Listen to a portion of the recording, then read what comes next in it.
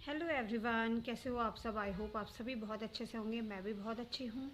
और आज मैं आप लोगों के साथ बहुत ही इम्पोर्टेंट टॉपिक पे बात करने वाली हूँ, जिसके बारे में मुझे बहुत सारे कमेंट्स आए थे।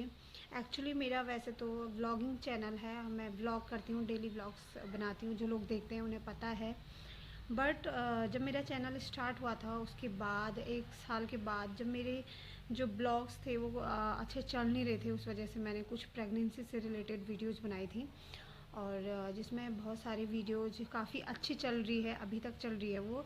मतलब काफ़ी अच्छे उसमें व्यूज़ आ रहे हैं, रिस्पॉन्स आ रहे हैं। तो उसमें मुझे बहुत सारे कमेंट्स आते हैं कि दी अगर डिलीवरी की डेट निकल जाए तो क्या करें।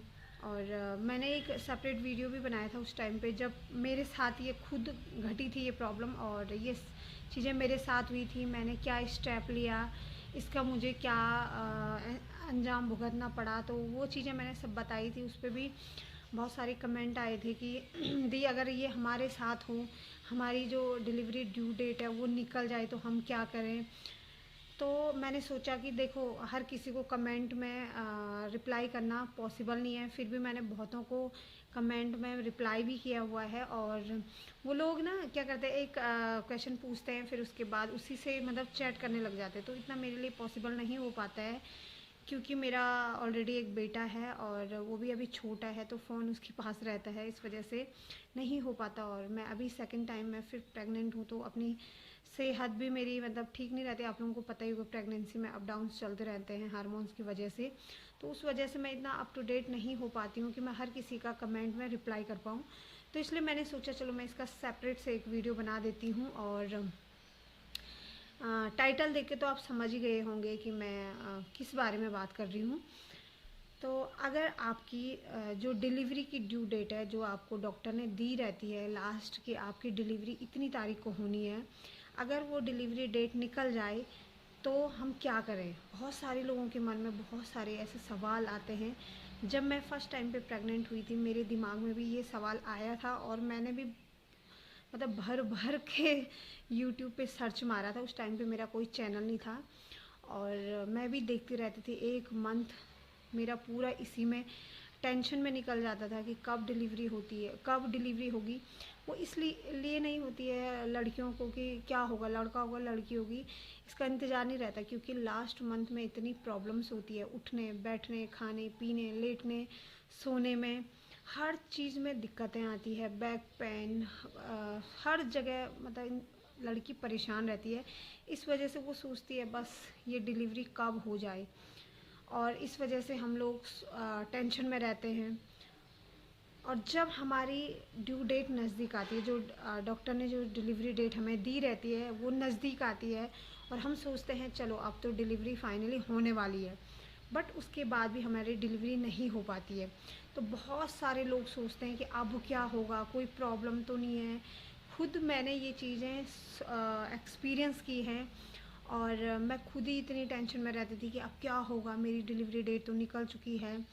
और मेरे हस्बैंड ने उस टाइम पे ऐसे ही होता, फर्स्ट बच्चे में हर किसी को टेंशन होती कि कहीं कोई प्रॉब्लम तो नहीं हो रही है, कहीं कुछ दिक्कत तो नहीं आ गई है बच्चे में। और इस वजह से हम क्या करते हैं, हड़बड़ी में हॉस्पिटल चले जाते हैं। तो आपको ऐसा नहीं करना है। देखिए, अगर आपकी ड्यू डेट निकल गई, सबसे पहले तो आप अपने मन दिमाग में, जब आपका 9वां मंथ स्टार्ट हो जाएगा, तो आपको एक चीज़ अपने दिमाग में बैठा देना है कि हमको हड़बड़ी नहीं करनी है। जहाँ हमने ये 8 मंथ इतने अच्छे से कामली हमने सरवाइव किए हैं और इनको अच्छे से हमने यहाँ तक लेके आए हम इस प्रेगनेंसी को, तो 1 महीना हमें इंतज़ार करना है। और इस चीज़ में हमको ज़्यादा फोकस नहीं करना है कि बस डिलीवरी हो जाए, बस डिलीवरी हो जाए। पता है मुझे, मैं उस चीज़ से गुजर चुकी हूँ। बहुत ज़्यादा दिक्कतें आती हैं 9वें महीने में। हर चीज़ में प्रॉब्लम्स होती है, बट धैर्य रखना बहुत ज़्यादा ज़रूरी है। अगर आप लोग पैनिक हो जाओगे, टेंशन करोगे, तो आपका लास्ट में मेरी तरह रिजल्ट निकल के आएगा कि आपका भी सिजेरियन हो सकता है। तो सिजेरियन से बचने के लिए आपको क्या करना है, पहले तो आपको टेंशन बिल्कुल भी नहीं लेनी है। 9वां महीना स्टार्ट है, आपको कहना है कि भगवान ने जैसे हमारे मतलब होता नहीं, कईयों का बेबी बिना प्लानिंग के रुक जाता है और पता नहीं चलता है कि कब रुक जाए। कई लोग प्लान भी करते हैं, प्लानिंग करने के बाद भी नहीं रुकता है बेबी, बट जिस मंथ रुकना होगा वो रुक जाता है। तो भगवान की देन है। जैसे भगवान जैसे कहते हैं ना, आने का और जाने का टाइम कोई भी नहीं बता सकता, यहाँ तक कि डॉक्टर भी नहीं बता सकते हैं।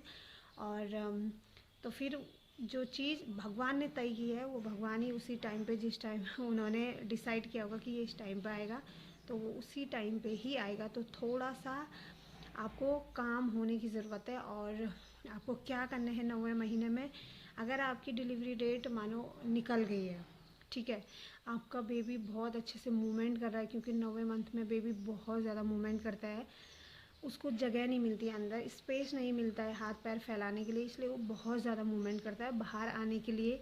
और होता है ना, जब हम एक जगह पे किसी बंद कमरे में हो और हम बहुत छटपटाते हैं, तो 9वें मंथ में आपको ये चीज़ नोटिस करनी है कि बच्चा बहुत ज़्यादा मूवमेंट करता है। अगर आपका बेबी 9वें मंथ में मूवमेंट नहीं कर रहा है और आपकी डेट निकल चुकी है, तो आपको फिर डॉक्टर के पास जाना चाहिए, ठीक है। बट आपका बेबी बहुत अच्छे से मूवमेंट कर रहा है, आप बिल्कुल स्वस्थ हो, आपको कोई प्रॉब्लम्स नहीं हो रही है, तो आपको क्या करना है, घर पे बैठ के वेट करना है, ठीक है। प्रेगनेंसी वैसे 9 मंथ कंप्लीट और उसके 7 दिन बाद होती है, मतलब 9 मंथ और 7 दिन के बाद हर किसी की डिलीवरी हो जाती है।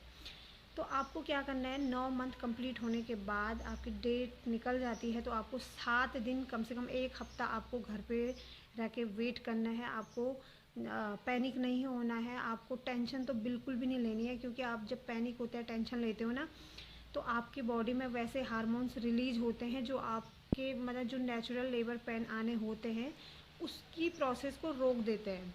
तो इसलिए आपको बिल्कुल भी टेंशन नहीं लेनी है, खूब सारा वॉक करना है 9वें मंथ में। और कौन कौन सी एक्सरसाइज करनी है अभी मैं आपको बताऊंगी, आपको वो एक्सरसाइज फॉलो करनी है, जिससे कि आपका जो लेबर पेन है वो जल्दी से जल्दी आ जाए और आपकी जो डिलीवरी है वो बहुत ही स्मूथली हो जाए। तो अगर आप हड़बड़ी करोगे, आपकी डेट निकल गई और आपके घर में भी बहुत सारे ऐसे लोग, पहले तो आपके साथ ऐसा इंसान होना चाहिए जो आपको थोड़ा सा दिलासा दे, क्योंकि उस टाइम पे बहुत ज़्यादा ज़रूरत होती है। चाहे कोई कितना भी कहते हैं ना स्ट्रॉन्ग लेडी है, उसका मतलब बहुत स्ट्रॉन्ग है, बट उस टाइम पे माँ की ममता कहते हैं ना, उस टाइम पे इंसान ऐसा सोचता है कि भाई मेरे बच्चे को कुछ प्रॉब्लम तो नहीं हो गई होगी, डेट निकल गई, बच्चा नहीं हो रहा है, तो बहुत ज़्यादा पैनिक हो जाता है। तो उस टाइम पे आप कोशिश करें अपने साथ ऐसे इंसान को रखें जो आपको मोटिवेट करे, सपोर्ट करे कि कोई बात नहीं, बच्चा आपका अच्छा है, आपको कोई तकलीफ़ नहीं हो रही, आपको वेट करना चाहिए, क्योंकि जो चीज़ भगवान ने दी है उसका टाइम भी भगवान ही वो करेगा, है ना, उसी टाइम पे वो बच्चा आएगा।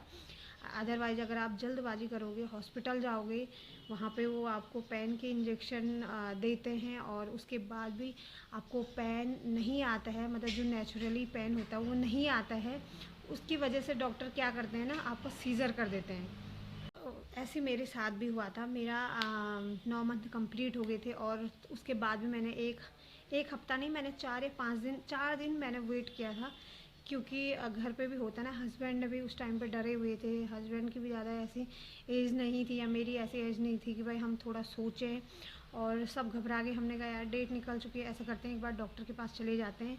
और डॉक्टर के पास गए, डॉक्टर ने कहा आपकी डेट निकल चुकी है, तो आपको इंड्यूस करना पड़ेगा, यहाँ पे पेन इंड्यूस करना पड़ेगा, और वो जो इंजेक्शन लगते हैं उसके बाद क्योंकि जो चीज़ नेचुरली होनी होती है ना, वो चीज़ अगर नहीं है तो उसमें टाइम लगता है।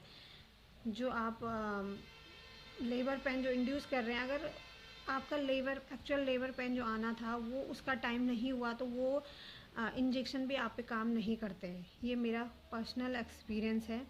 और मेरे पे 3 दिन तक इंजेक्शन लगे थे पेन के, बट मेरा पेन हल्का आ रहा था, क्योंकि जब तक उस दवाई का असर हो रहा था, उस इंजेक्शन का असर था, तब तक पेन आ रहे थे, उसके बाद बंद हो जा रहे थे, क्योंकि टाइम ही नहीं हुआ था।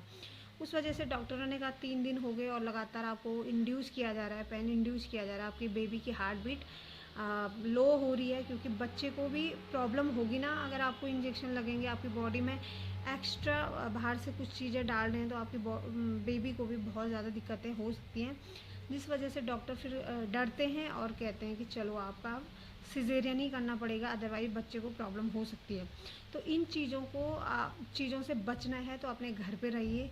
मेरा तो अच्छा खासा बेबी मूवमेंट कर रहा था, बिल्कुल स्वस्थ था मेरा बच्चा, बट उसके बाद भी मैंने ये गलती करी, क्योंकि बड़ा होता ना कोई ऐसा समझाने, मम्मी थी लेकिन मम्मी भी डर गई थी, माँ तो वैसे ही डर जाती है, और इस वजह से मेरा भी सिजेरियन हुआ था। तो आपको ये गलती बिल्कुल भी नहीं करनी है, घर पे रुकिए आप।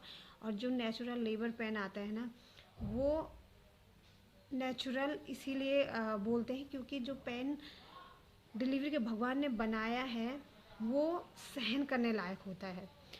और जो इंड्यूस किया जाता है जो लेबर पेन, वो बहुत एक्सट्रीम होता है, मैंने वहाँ पे देखा हुआ है।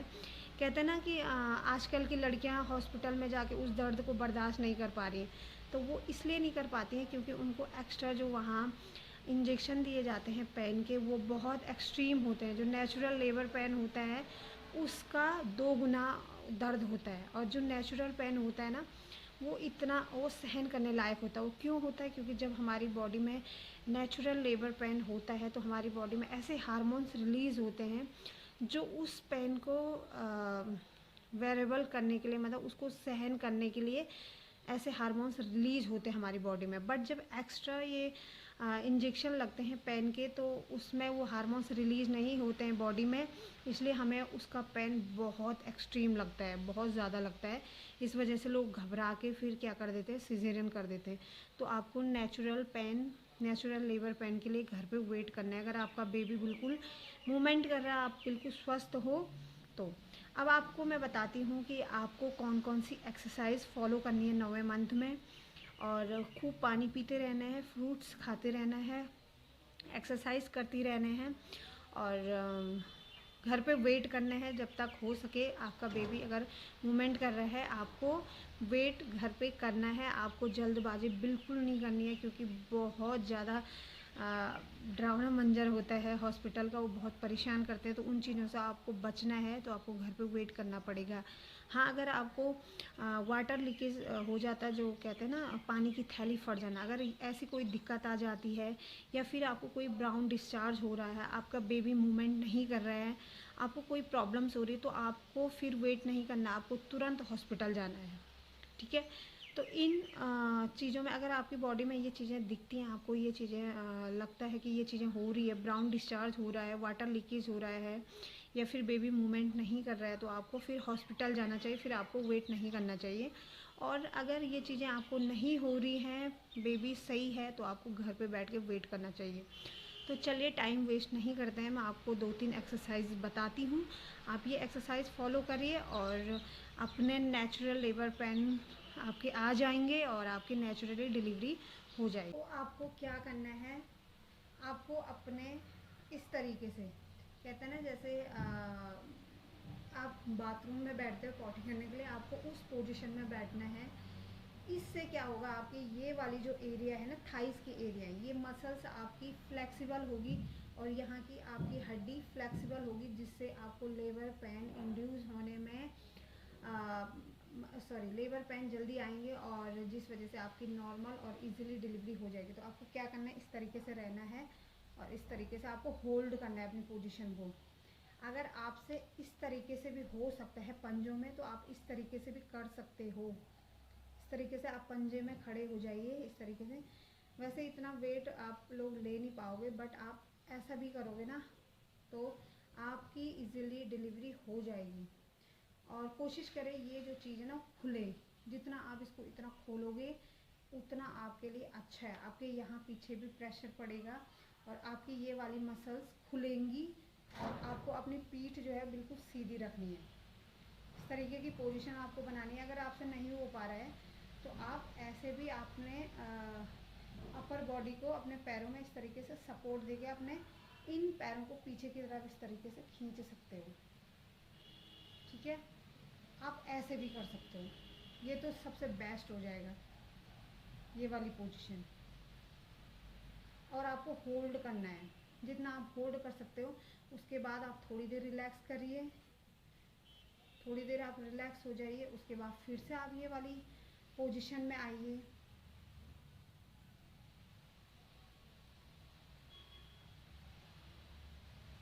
फिर से आप रिलैक्स हो जाइए। तो ये चीज़ें आपको करते रहना है और साथ ही साथ आपको अपनी सांसों को क्या करना है, लेना है, छोड़ना है, लेना है, मतलब ऐसे रोक के नहीं रखना है। मुंह बंद रखना है, नाक से श्वास को अंदर लेना है, छोड़ना है। ये प्रोसेस लेबर पेन में बहुत ज़्यादा काम आती है, ये चीज़ आप ध्यान रखिए। श्वास पे आपको विशेष ध्यान देना है। श्वास लेना है, छोड़ना है, हल्के हल्के से लेना है, छोड़ना है, ठीक है। इनहेल एक्सहेल आपको लेना है, छोड़ना है। उस वजह से आपके लेबर पेन आपको इतने हैवी फील नहीं होंगे। और आपको ये एक्सरसाइज करनी है 10-15 बार करनी है। इसको जितना आप होल्ड कर सकते हो, मैं आपको सेकंड मिनट नहीं बताऊंगी आप कितने मिनट कितने सेकंड होल्ड करिए, बट आपको जितना आपसे हो सकता है आपको ये चीज़ 10 या 15 बार करनी है। अब आते हैं दूसरे पोजीशन पे। सेकंड पोजीशन है, इसी में आपको करना है और आपको इस तरीके से चल के आना है। आप सपोर्ट से भी आ सकते हो, अगर आपसे नहीं हो पा रहा है तो आप इस तरीके से चल के आ सकते हैं, ठीक है। इसी तरीके से आप पीछे भी जा सकते हो, मतलब आपको ये एक्सरसाइज करते रहना है। आपका रूम है, आप अपने रूम में इसी तरीके से चलते जाइए और थोड़ी देर जहाँ पे आपको थकान लगती है इस तरीके से आप रुक जाइए। हाथ के सपोर्ट से आप रुक जाइए, अदरवाइज आप गिर सकते है ना। इस तरीके से श्वास लेना है, छोड़ना है और आपको इसी तरीके से चलते रहना है, इस तरीके से। और इसी तरीके से आपको, मैं आपको पीछे की तरफ इसलिए जाके दिखा रही हूँ क्योंकि कैमरा सामने है और यहाँ पे इतना स्पेस नहीं है कि मैं आपको चल के दिखाऊं। तो आपको इस तरीके से रूम में चलना है। आप शुरू से भी एक्सरसाइज कर सकते हो, फर्स्ट मंथ से भी कर सकते हो। फर्स्ट मंथ में तो इतनी हालत नहीं होती है, फर्स्ट सेकंड थर्ड मंथ तक, बट 4 मंथ के बाद आप ये एक्सरसाइज अगर कंटिन्यू रखोगे तो आपको लेबर पेन का पता ही नहीं चलेगा, आपकी डिलीवरी इतनी इजीली हो जाएगी। तो ये होगी सेकंड पोजीशन। अब बताती हूँ मैं आपको थर्ड पोजीशन। आपको सबसे पहले इस तरीके से बैठना है, ठीक है। अपनी पीठ को बिल्कुल स्ट्रेट रखना है, दोनों पैरों को आपको इस तरीके से जोड़ना है। हाथों को ऐसे रखिए पैरों के नीचे, इस तरीके से पैरों के नीचे, और बटरफ्लाई पोजीशन आप अपने पैरों को आराम आराम से इस तरीके से करिए।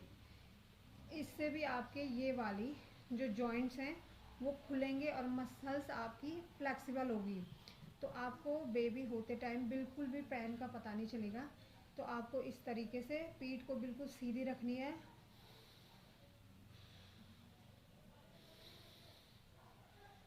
श्वास को लेना है, छोड़ना है। श्वास लेना छोड़ना आपको हर एक पोजीशन में करना है, क्योंकि ये चीज़ आपको लेबर पेन को सहन करने में आपका बहुत ज़्यादा इम्पोर्टेंट रोल प्ले करती है। तो आपको पीठ को बिल्कुल सीधी रख के आपको ये वाली एक्सरसाइज करते रहना है। और अगर आपको थकान लग जाए उसके बाद आप रिलैक्स हो जाइए। ऐसे अकड़ के बैठने की ज़रूरत नहीं है, मतलब उसके बाद आप ऐसे रिलैक्स हो जाइए और फिर से आप अपनी एक्सरसाइज स्टार्ट करिए इस तरीके से। तो आपको ये जो 3 एक्सरसाइज मैंने बताई है वो आपको 15 बार करते रहना है और हमेशा सुबह और शाम करते रहना, जब भी आपको टाइम मिलता है। ऐसा नहीं है सुबह शाम, आपको दिन में भी टाइम मिलता है तो आप दिन के टाइम पे भी करिए। उससे आपकी ये चीज़ें फ्लेक्सिबल होगी और जब आपका बेबी होने वाला होगा उस टाइम पे भी आपको बहुत हेल्प होगी और होने के बाद भी आप बहुत अच्छे से जल्दी रिकवर कर जाओगे। तो ये चीज़ें आपको करनी है। ये 3 एक्सरसाइज जो हैं बहुत इम्पोर्टेंट है। अगर बहुत सारी एक्सरसाइजें हैं, मैं बस ये 3 ही एक्सरसाइज बताऊंगी। अगर आप ये 3 एक्सरसाइज भी करते हो तो इनफ है आपके लिए, और इनको आप अच्छे से करते हो तो आपकी नॉर्मल डिलीवरी बहुत अच्छे से हो जाएगी और आपको बहुत अच्छे से लेबर पेन जल्दी से जल्दी आ जाएंगे। तो आप समझ गए होंगे आपको क्या क्या करना है। देखिए, जब मैं तो स्पोर्ट्स पर्सन थी, मैं स्पोर्ट्स खेलती थी, उसके बाद भी मेरी सिजेरियन डिलीवरी हुई। क्योंकि देखो लेबर पेन जल्दी नहीं आया, जिस वजह से मैंने खुद गलती करी। शायद मुझे लेबर पेन बहुत अपने आप अच्छे से आ जाता, मेरा बेबी बहुत अच्छे से हो जाता, बट मैंने हॉस्पिटल जाके गलती करी और जल्दबाजी करी, गलती करी, जिस वजह से इंजेक्शन दिए और डॉक्टरों ने फिर कह दिया कि भाई बच्चे को दिक्कत होगी, आपको सिजेरियन करना पड़ेगा। तो बच्चे के लिए माँ बाप डर जाते हैं कि 9 महीने पेट में रखा और कुछ प्रॉब्लम हो जाए लास्ट टाइम पे, उस वजह से डर के लोग ऑपरेशन करा देते हैं। वही मैंने भी किया था। बट उसके बाद अभी मेरी सेकंड डिलीवरी है, तो कम चांसेस है मेरा कि भाई नॉर्मल होगा, बट फिर भी मैं पूरी कोशिश करती हूँ। नॉर्मल नहीं भी होगा, उस ऑपरेशन होगा तो मैं जल्दी रिकवर भी, बहुत जल्दी रिकवरी भी कर लेती हूँ, क्योंकि मैं हमेशा वॉक करती हूँ। उस टाइम पे भी मैंने बहुत जल्दी क्विक, कहते हैं ना, क्विक रिकवरी कर ली थी। और मैं मेंटली तैयार हूँ, नॉर्मल भी होगी तो ठीक है, ऑपरेशन भी होगा तो ठीक है, क्योंकि मैं बहुत जल्दी रिकवर कर जाती हूँ। और अपनी बॉडी को आप फ्लेक्सिबल रखिए, जितनी आप एक्सरसाइज करोगे, फ्लेक्सिबल रहोगे, बेबी होने के बाद भी आपको बहुत फ़ायदा होने वाला है। और अपनी बॉडी को हाइड्रेट रखिए, जितना ज़्यादा आप पानी पियोगे ना, उतनी ज़्यादा आपकी मसल्स एक्सटेंड होगी, आपकी हड्डियाँ जो है वो लूज़ होंगी, जिससे आपको लेबर पेन भी जल्दी आएगा और आपकी बॉडी, आप इजीली लेबर पेन में चले जाओगे और बच्चे को आप इजीली डिलीवर कर दोगे। तो ये चीज़ें आपको अपनानी है। और आई होप आपको ये वीडियो अच्छी लगी होगी। अगर अच्छी लगी तो प्लीज़ एक लाइक करिए, अपनी राय कमेंट में दीजिए। अगर आपके कोई और क्वेरीज़ है, कोई और क्वेश्चंस हैं, तो आप कमेंट करके पूछ सकते हो। मैं कोशिश करूँगी कि कमेंट में आपका रिप्लाई करूँ, और रिप्लाई नहीं कर पाऊँगी तो आपको वीडियो बना के ज़रूर दे दूँगी। अगर आप मेरे चैनल पर पहली बार आए हो तो प्लीज़ मेरे चैनल को सब्सक्राइब करके ज़रूर जाइएगा। और अगर आपको वीडियो काफ़ी अच्छी लगती है तो एक शेयर तो बनता ही है। मिलते हैं नेक्स्ट वीडियो में, तब तक के लिए अपना ख्याल रखिए, पानी पिए, हाइड्रेट रखिए। Bye bye.